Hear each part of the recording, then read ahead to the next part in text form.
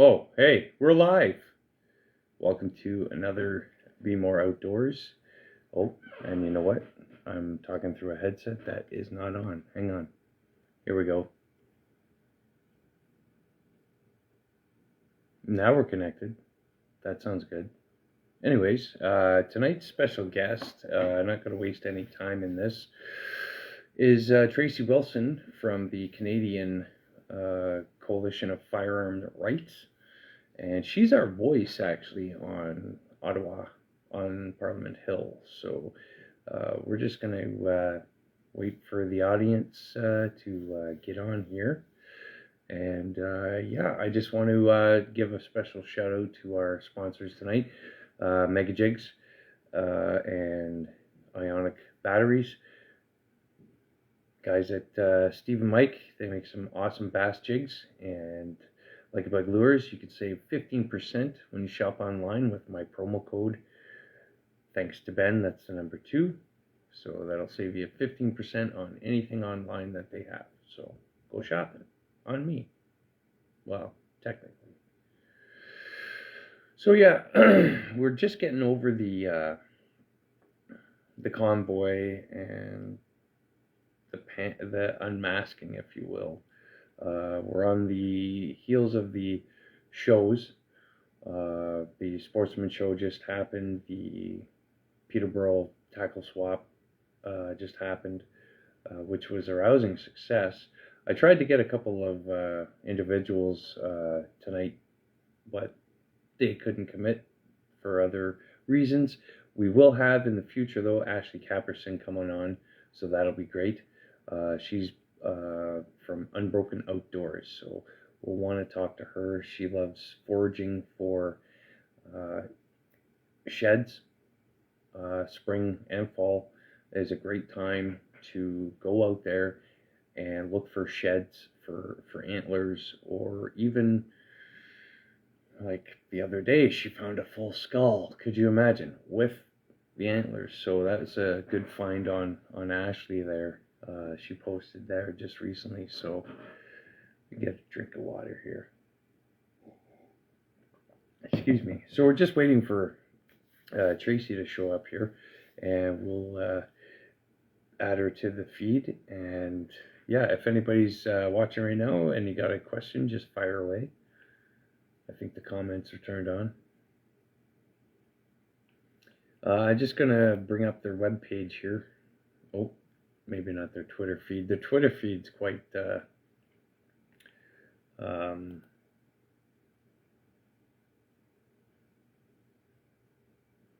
pointed. Well, I don't even know if that's the right word. It's good stuff. I'm just gonna read a comment here, and this is coming from out west. There's problems everywhere, right? With gun crime, and it's not coming from responsible gun owners and hunters and hobbyists and collectors. So, but it says here, we are not going to tackle the spike in gun crime in Edmonton or elsewhere by making hunters, skeet shooters, and gun collectors jump through additional meaningless government hoops. If you agree with that, drop a comment, and yeah, that's pretty big. That's true. I felt like every time they made a gun grab, I remember not too long ago, actually, there was the firearm registration, re-registration, and all that hokey stuff, and people had to, call up their local police station and say, oh, I have X amount of these antique rifles here that would blow up if I shot them, but hey, I just letting you know I got them. Ridiculous. And that costs people. It costs the hunters, and it boils down to costing the tax collectors in the end. So this is why the Canadian Coalition for Firearms Rights is so necessary here in Canada. They're our voice, literal voice. Oh, there's Tracey. Come on back, Tracey.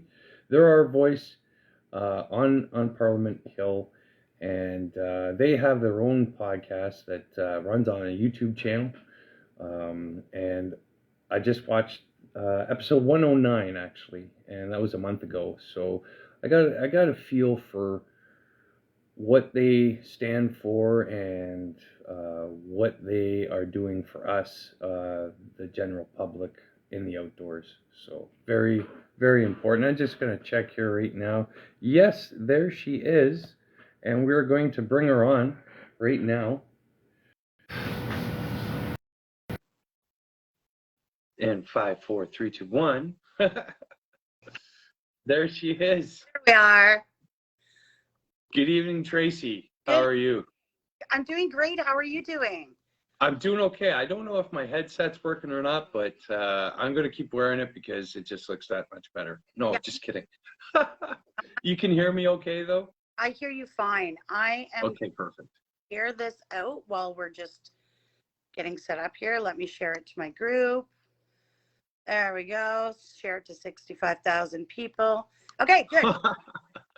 Well, you know what? It's an absolute honor and a blessing to have your time, because I know your time is so valuable. So Tracey, thank you very much. And it was just a flurry of coming and going in that hallway where we met at the Sportsman Show, wasn't it? Yeah. So Toronto Sportsman Show was very busy, and it's great because, of course, it's been a couple of years with the pandemic and everything else, canceling events. It had been quite a while since we got out there, and I wasn't sure how it was going to go, if people were even going to show up or not, but it turned out amazing. There was tons of people there. The booth was packed the whole time. You know, it was funny when we talked today, you said, "Oh, I saw you at TSS and we talked. Do you remember me?" And I was like, "Oh, God, I feel bad." I probably talked to 1,000 people. So yeah. Anyways, it was wonderful to see everyone again. Yeah. Just great to see our community sort of get back out there all together. So yeah, it was. And like I was saying in an earlier podcast with my buddy Joe and Steve, it was different from years ago. And thanks to Jamie Elliott, I don't know if you're watching, buddy, but thank you very much for connecting with me today. It was a little bit of a hunt to find you to coordinate this, because it is so important, because and I don't like getting into this whole woke shit, okay? It's whatever it is, they can have it. I don't need it. I know what I'm talking about. You know what you're talking about. So, but there is an agenda, and we both know this. Yes, 100% there is, yeah. And if it weren't for the CCFR, there would be more of these ring shows that we, as collectors, as hobbyists, as hunters, as food providers, as protectors, have to jump through in order to keep what's rightfully ours as Canadians. That's right. Well, and here's the thing. I mean, if we want to have a conversation about what is legitimate or appropriate for civilian sporting and hunting use, we can have that conversation. But that's an entirely different conversation than the conversation about reducing actual crime and violence. And that's, you know, I've spoken in the House of Commons, and I speak to legislators every day. And, you know, they always use this terminology like, you know, the gun lobby. But I mean, let's break it down here. I'm a mom, I'm a grandma, I'm an Ottawa resident, I'm a person who cares about a safer community. You know, we do have a fairly strict regime here in Canada. And before we even talk about taking a single gun away from a legal, Chihuahua problems, a legal law-abiding gun owner, we have to exhaust every other option, you know? So exactly. Like we're not doing anything at all to reduce gang violence, or for youth intervention, or investments in at-risk communities, or fixing some of the socioeconomic problems. The first thing this government jumps to is coming to my house, kicking in my door, and taking my guns. That's no. The answer is no. plain and simple. So yeah, so I mean, we're going to try everything. We've got the largest, most complex federal court challenge in Canadian history against a gun ban. And we can't promise that it's going to work, but we've promised gun owners that we're going to try everything. And we meant it. And we're going to keep that promise. So, yeah, we're working really hard around the clock, literally. It's funny. I'm often sending emails at 10 or 11 at night. I get so frustrated because I can't get them to respond till the next day. And I'm like, what's wrong with you people? Don't you know the world's on fire? Where? Yeah. But yeah. Well, honestly, I feel in this climate, in this day and age, our outdoors is on fire. Yeah. Oh yeah. Because if it's not gun bans, it's you know, I don't like to say it, maybe I'm wrong, but intentional loss of land. Yeah. For whatever purpose there is, you know, and that's forestry. There's a lot of agricultural resources just lost for the sake of greed, it seems. And you know, I've been watching everything go on right now, and I knew what was I folks, I apologize, but this is a guest that speaks for us in the outdoors on Ottawa.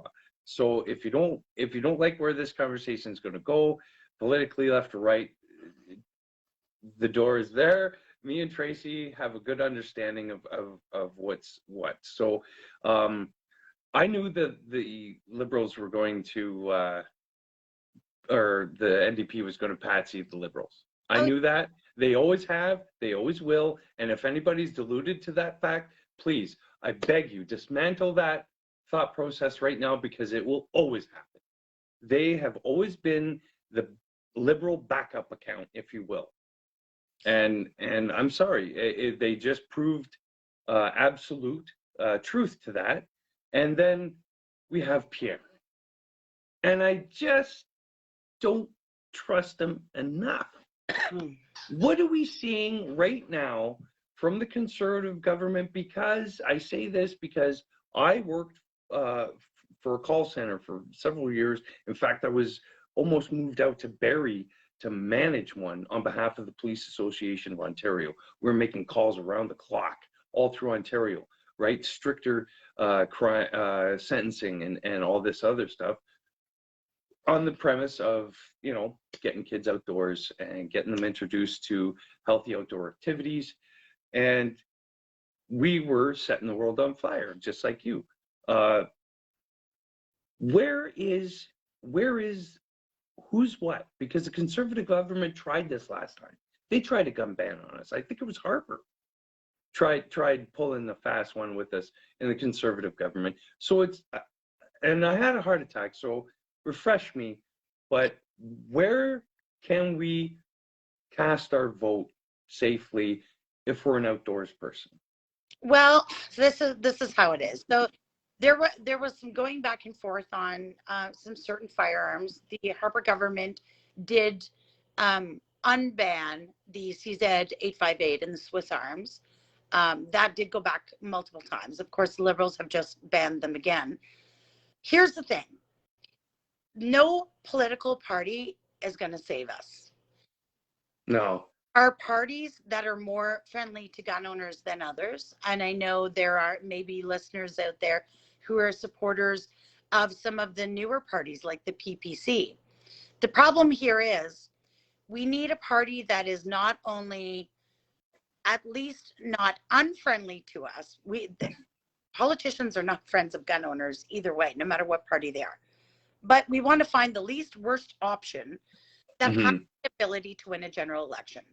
There's 44 general elections or 45 general elections, and Liberals have won like 25, and there's been 43. So Liberals have won 25, Conservatives have won 18. The chance of any other party forming government is zero.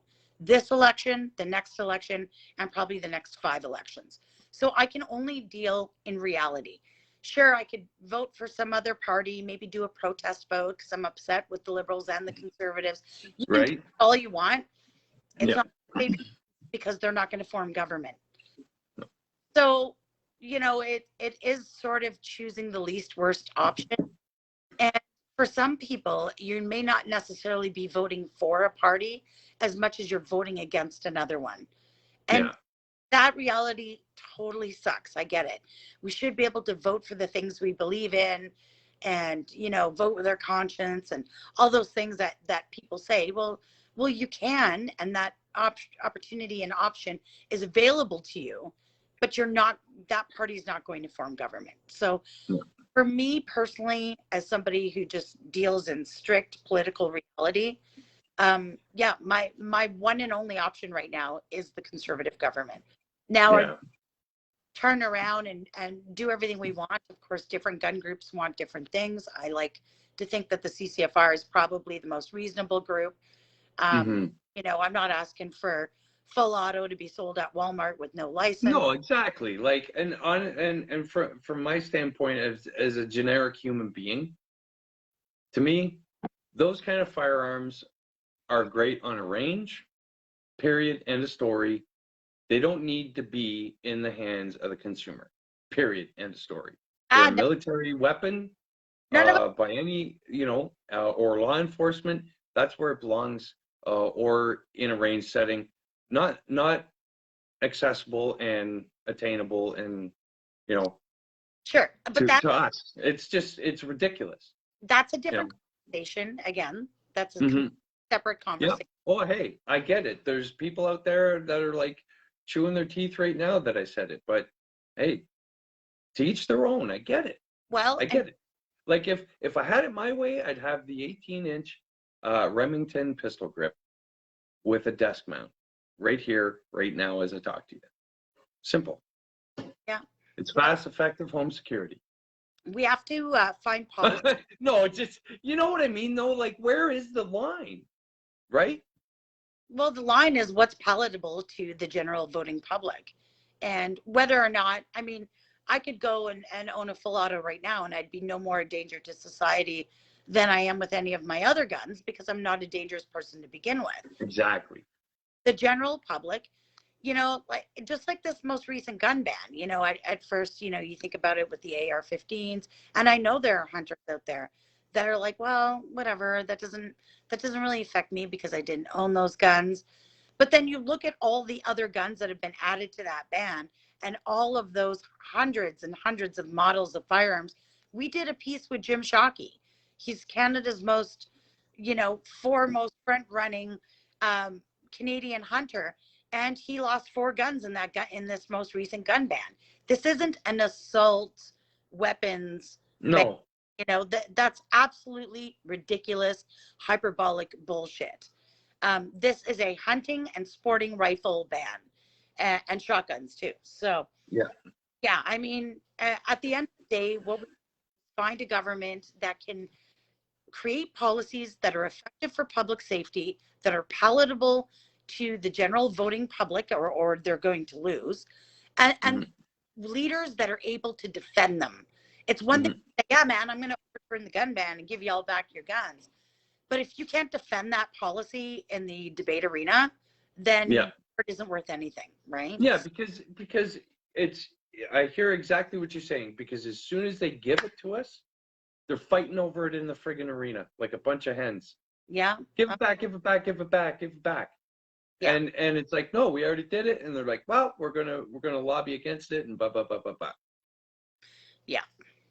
And it just turns into a big pissing match. But Vortex Optics is a big producer of Canadian optics, and I got to stare down a couple barrels of theirs, and man, I tell you, they make some beautiful optics, and they're actually one of your sponsors for your guys' podcast. Yeah. They sponsor my ladies program as well. So at the CCFR, we're the only national firearms advocacy organization with a women's division. And Go ahead. yeah, this is a really cool project. So we wanted to host ladies range days all across the country and give average, suburban soccer moms and just ladies of all varieties the opportunity to go to the range and fire a gun. Ladies who otherwise wouldn't have that opportunity. Some of these women, their only exposure to firearms is either through violence, very few of them, but through violence, or through the stuff they see, in Hollywood or from politicians or in the media. And these people vote. So, the idea behind this is let's host women's range days. They're for women, they're by women. We get a bunch of girls together. We have girls working the line, mentoring them how to use the guns. They come out, they have a total blast, mind the pun, have a wonderful time, post it all to social media. We're sort of breaking down that, the typical stereotypes that have been put in their minds. They come out and have a great time. If they don't all want to become gun owners, I wish they would. But if they don't, that's okay. They just need to stop supporting bad liberal policy. So that's kind of the idea behind it. And then, of course, we have to fund this, right? As you know, spending a day at the range gets pretty expensive. And especially bringing, 70, 80, 100 women to the range.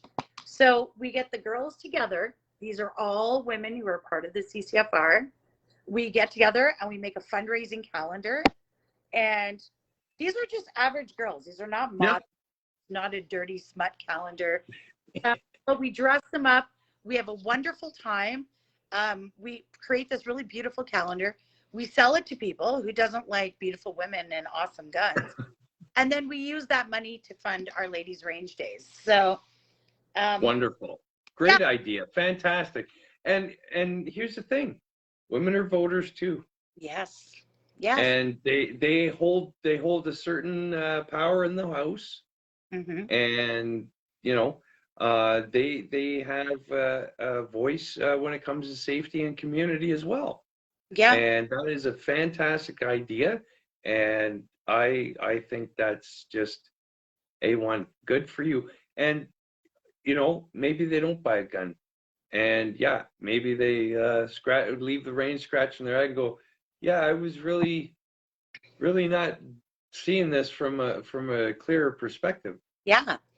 Well, and that's it. I mean, they talk about doing a national handgun ban. And of course, we always have handguns at these ladies' range days. And I put up these huge boards and I fill them with pink and purple balloons and, give them a 9mm and let them shoot away at the balloons. And they love it. They go crazy for it. And then at the end of the day, they leave there with a little bit of a different perspective. And they see the sport in it. They see the legitimate use of firearms. And it creates that definitive separation between the lawful, legitimate use of guns and the illicit use of criminal guns for violence, right? We define them. They're different. Yeah. So, it's a lot of fun. I love it, too. It's a lot. It's hilarious. My very first ladies' range day, we were waiting in the parking lot for people to arrive. And, excuse me, this car pulls up and the door opens. The old lady gets out and she's wearing a flowered sundress and she's got a son. And I swear to God, she had to be 90 years old. And this was before the gun ban. And so I go over to the car and I said, "Ma'am, can I help you?" And she gets out. She says, "Is this where I shoot an AR-15? This is exactly where you get to shoot an AR-15. And there she was up at the line shooting an AR-15 with her flower dress and her bonnet and had a blast. She loved it. She came by herself. It was great. Good for her. That's awesome. So not only are you changing minds, you're building momentum for what you are actually doing for us on Parliament Hill. And I can't applaud you enough. Like this is fantastic. So not only are you a lobbyist, you have a range day in which women come out and support you and help and see it from a different perspective. That is fantastic. That is awesome. Tell us where we can catch your podcast and when. So Rod and I record the podcast itself every 2 weeks. We usually try and get them out on, I think, a Wednesday or Thursday. You can find us on Facebook at CCFR Radio. And then, of course, on all the streaming services. I kind of suck at knowing what those are. But yeah, you can find us CCFR Radio on Facebook. all the podcast streaming services.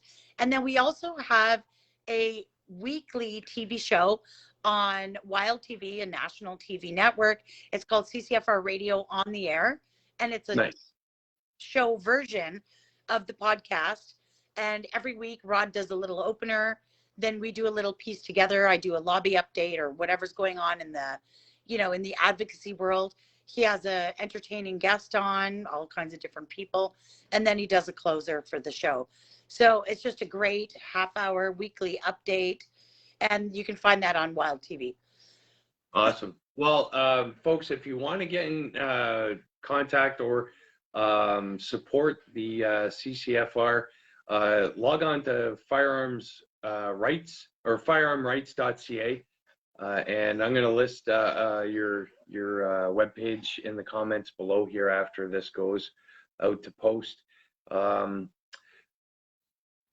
at a loss. I don't know what more to say. You're an amazing guest, and thank you very much for your time.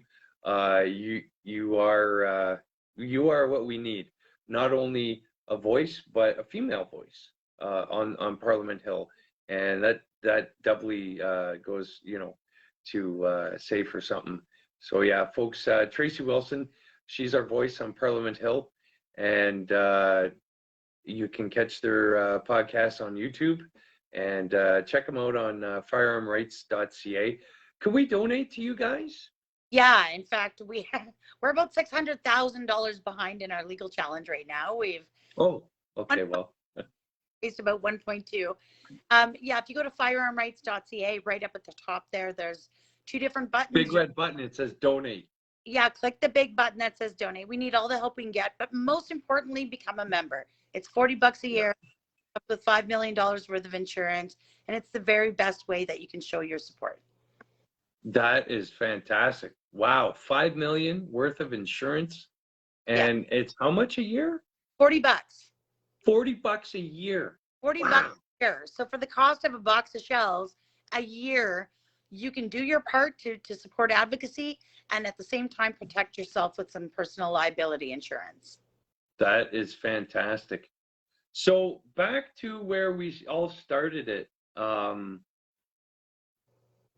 The agenda is to take away certain hunting rifles. What certain hunting rifles are they trying to take away from us, including shotguns now? And why do you think that is? Well, and then I'll give you my why. Well, this is all going to be incremental. So right now what they're going after is semi-autos. So they've defined, their assault style guns, which of course, by definition, if something is styled after something, it isn't that thing which it is styled after. That's exactly what the word means.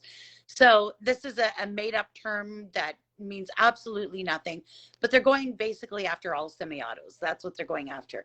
They go after the black and scary ones first, hoping that the hunters don't moan and groan too much. But of course, they've overstepped with this gun ban. They've stepped all over Jim Shockey. They've stepped all over all kinds of hunters. They've included a whole range of shotguns. They're banning shotguns as variants of AR-15s. What the fuck? Oh, F-bomb, get yours today. Today. So you and I both know how ridiculous it is to say that a shotgun is a variant of an AR-15. It's literally not. It's literally not that. So Wyatt, I don't know if you're watching, buddy, but you and me heated up your dad's barrel a couple times, pumping as fast as we could, and no, it's nowhere close to an AR-15. Well, and what they'll do next is they already had it in their election platform, is they're talking about a handgun ban. They started with the idea of a municipal handgun ban, where they would give cities and towns the jurisdiction and the power to ban the transport and storage of handguns within their borders. So that's not really a gun ban. That just means you can't live here and keep your gun in your house. But the problem is then we had the Western provinces like Alberta, Saskatchewan, and Manitoba all stepped forward with legislation that blocked them, because of course the municipalities are a creature of the province, and the federal government has no jurisdiction. So Jason Kenney, Scott Moe, they all got together and they're like, no, not in my province, buckaroo. Forget about it. So now in the last general election that Trudeau barely scraped by with his minority, they said, okay, fine, we're going to do provincial handgun bans. And the reason for that is because there's one province in this country who is absolutely screaming for it, and that's Quebec. So it really sucks for Quebec gun owners, because I know a lot of great guys in Quebec, great girls and guys who own guns, but their province at all levels of government wants to ban guns. Like they want to, right? Yeah, I've never understood that, because and Jim Shockey will even say there is beautiful land there to hunt. Oh yeah, it's beautiful. Well, that's where I hunt, is in Quebec, up in the Chawville,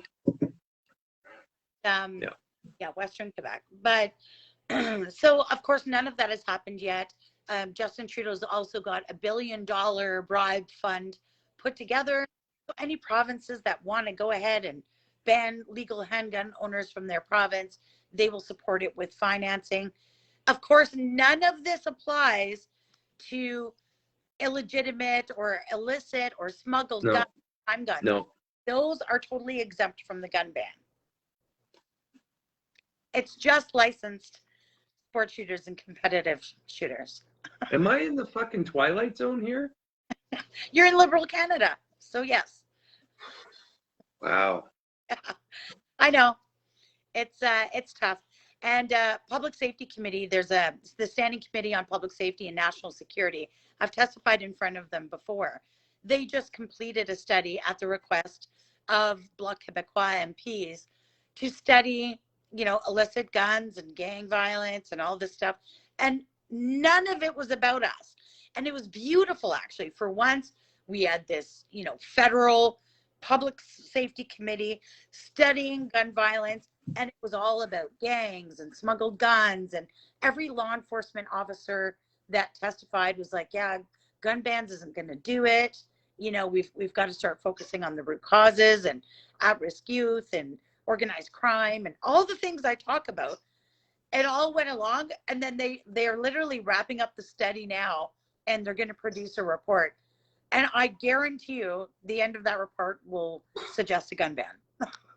Like, forget all the testimony by expert witnesses, law enforcement experts, all these people. Forget it. Just whatever it takes to support gun bans.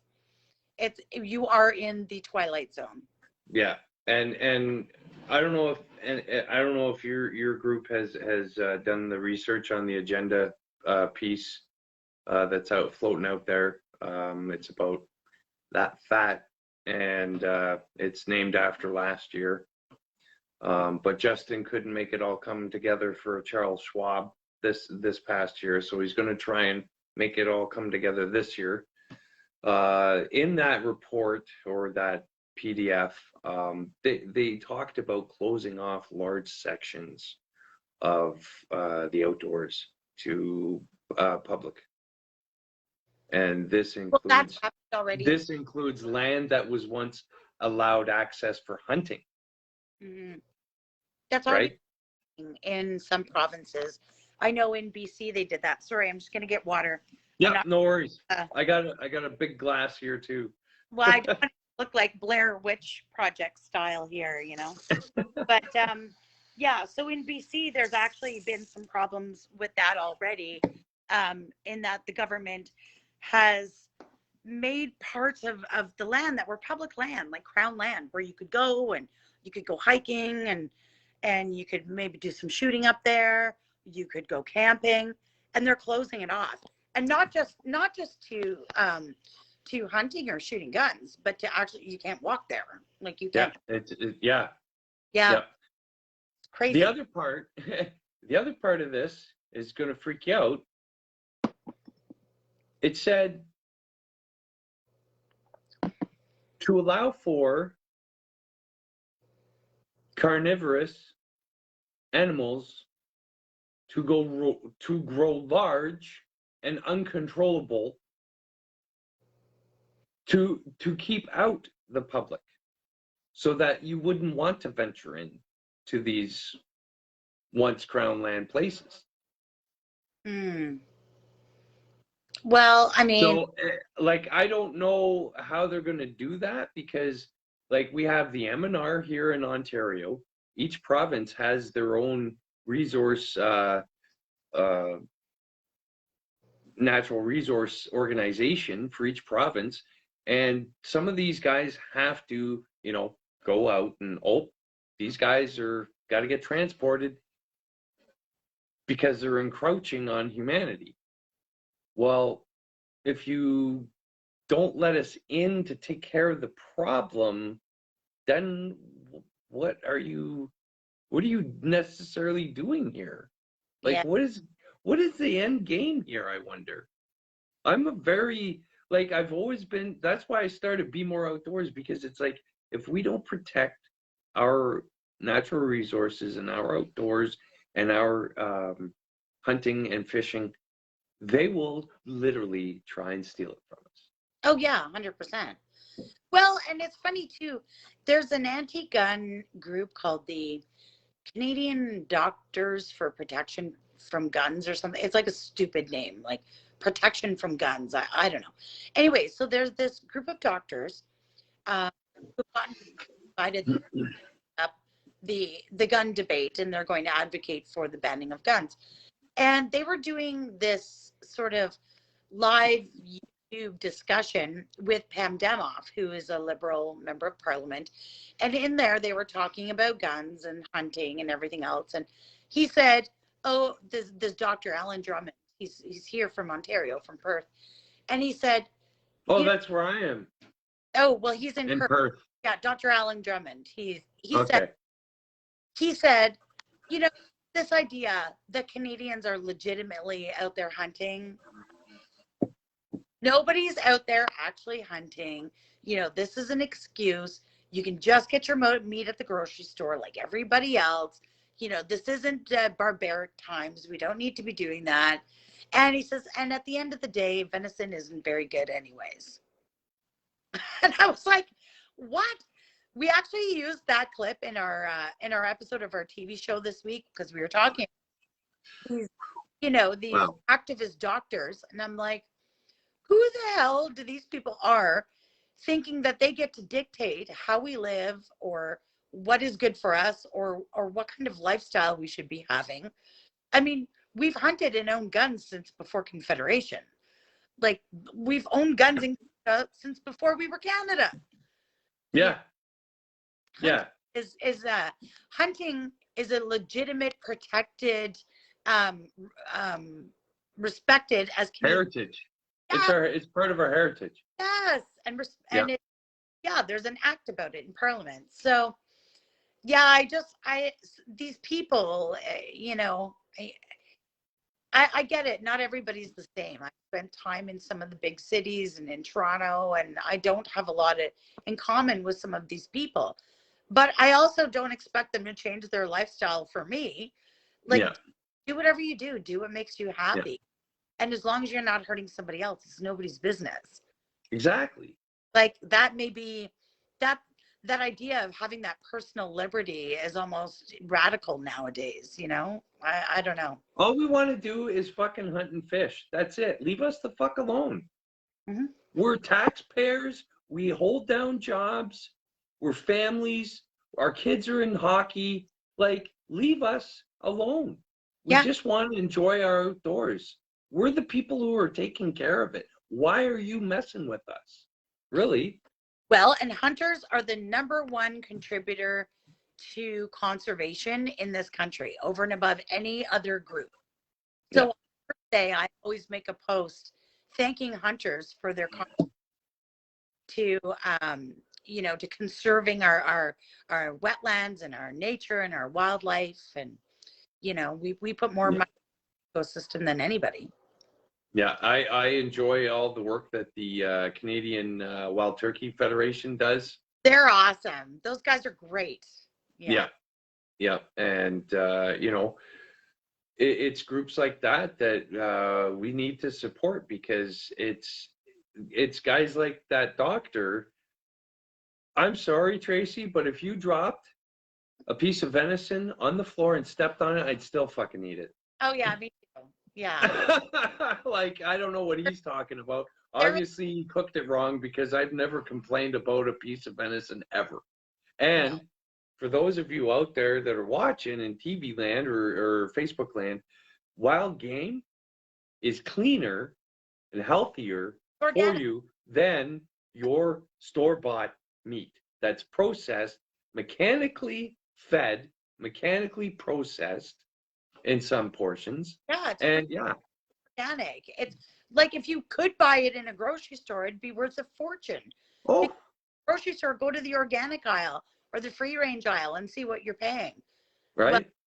the meat that we harvest ethically out in the field and put on our table is Yeah, by far the best thing that you could feed your family, by far, without a doubt. yeah, Hmm. Yeah. absolutely. Now, because there's bow hunters that watch too. Anything there? Like, are they banning crossbows or any stupid shit like that? Well, they've talked about that, yeah, and they want more regulation around that. Well, in the last parliament, they haven't resurfaced this bill, but in the last parliament, we had Bill C-21, which of course died on the order paper when the writ was dropped for the last election. It will be resurrected in a new bill, Clear. by the end of March, but it hasn't happened. But with that bill, they also banned airsoft. It's a gateway gun. So's marijuana. Like, fuck off. I'm sorry. Yeah. It was wild. Airsoft community now being impacted by it. That's why I always tell hunters or casual gun owners, stop thinking that they're not coming for you. They literally are coming for plastic toys, bud. Like, Yeah, literally. they are. They're ridiculous. And I've said it once, and I'll say it again. Martin Luther King, who should never have perished, said it himself. The Liberal Party is nothing short of the Nazi regime of old. Yeah. Well, He said that. and I can tell you. And he's a Black American. Yeah. So that should tell you something, people. Well, and they're not going to stop. So it doesn't matter what you own. They just don't like our lifestyle. And it's not just about gun ownership or handguns or ARs or range. Well, It's about all of us. here's the thing. Turn it inward and start looking at why did we create this drug problem in this ghetto? Why did we do that with the tax dollars?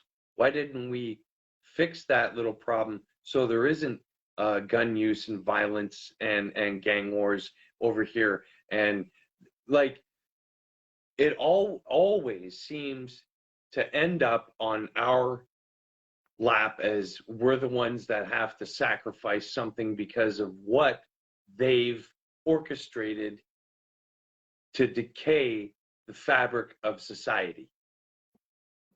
The outdoor enthusiasts seem to be the ones that have to suffer. Because we're an easy target. And for 30 years now, we've held, hit our habit or our hobbies, our sport. I remember taking the fire course or belonging to either other organizations. They'd be like, you got to keep it on the down low, Oh yeah.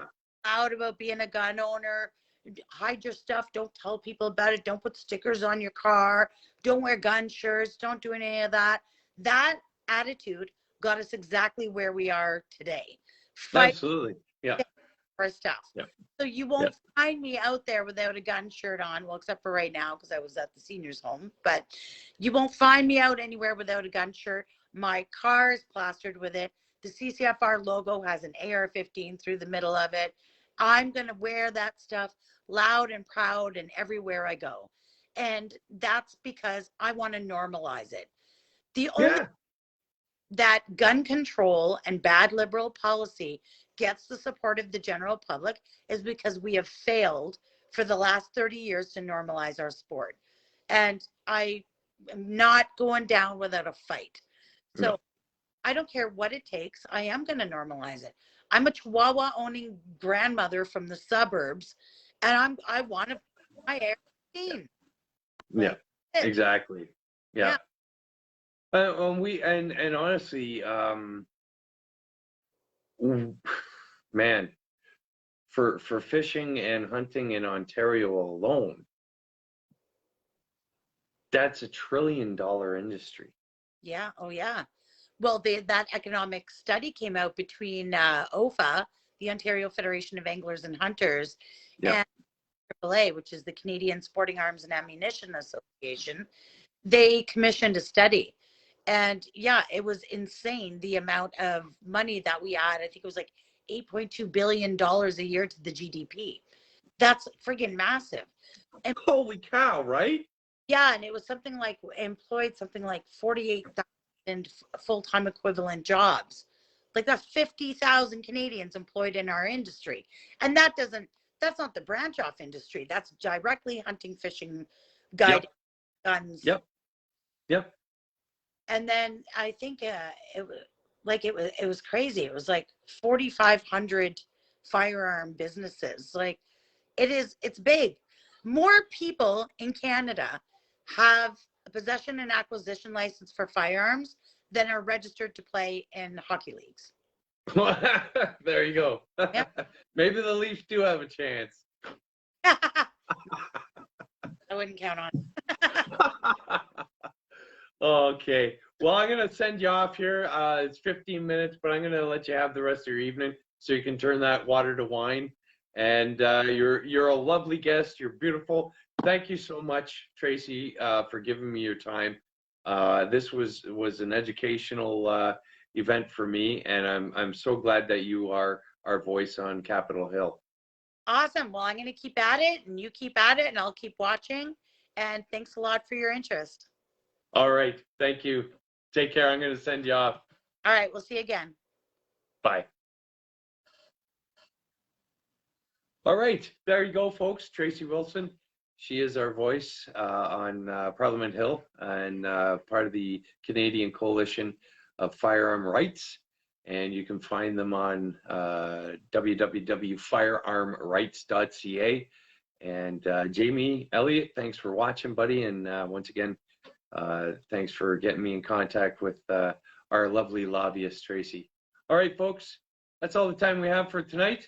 Thanks for tuning in.